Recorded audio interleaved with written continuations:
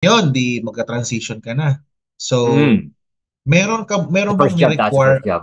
Oo, sabi mo, di ba, sa first job, no? Ayaw mo na, After ng oo. first job mo, ayaw mo na, di ba? Lumipat May ka ba kulang ng kasi ibang may kulang, may company? kulang. Oo. Oo, may kulang. Lumipat ka ba ng bagong company na Mascom kasi thinking, baka hindi lang ako masaya sa company, pero gusto ko pa rin ng Mascom. Or, lumipat ka na agad ng IT industry after the first job, knowing na ayaw ko Actually, talaga ito. sa Mascom. Una kong ginawa is pinag-aralan ko yung mga, well, maganda kasi with, with, siguro swerte rin with the company that I got into.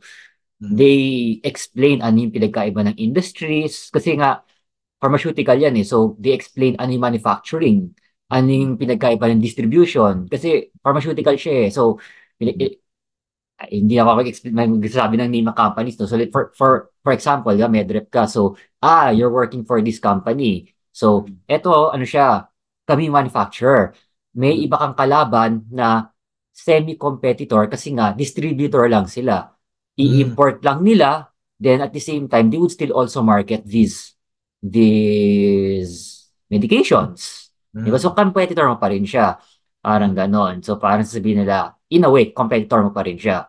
So, mga ganun. So may mga ganun pa lang industries in a way. So, nalaman ko pala that's how you categorize things. So, yan, going back sa pag-transition, so sabi ko, so meron pa palang sinasabing call centers na ganon. Oh. Pero syempre, kung ihahalin tulad ko siya sa what I was with before, yung call centers, masasabi mo siyang outsourcing kasi hindi naman siya yung main company.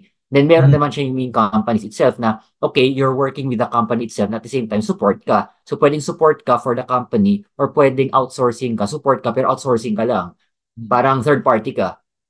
Mm. So same thing as the distribution company. Third party ka ng Mm. isang manufacturer or Mm. nasa manufacturer ka, you're working as a sales representative na in-house ka or sales Oo. representative ka ng third party. So, same context, di ba? So, doon ko nalaman. So, teka, parang ayoko dun sa third party. Gusto ko sa main company.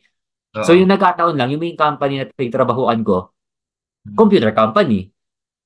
So, Mm. kahit bahala Okay. kayo maghula kung sa company yon. So, definitely, I know some of your guests already have an idea which company it is kasi computer company eh. So, Oo. yun. Oo. Bilang lang So, eh, no? oo.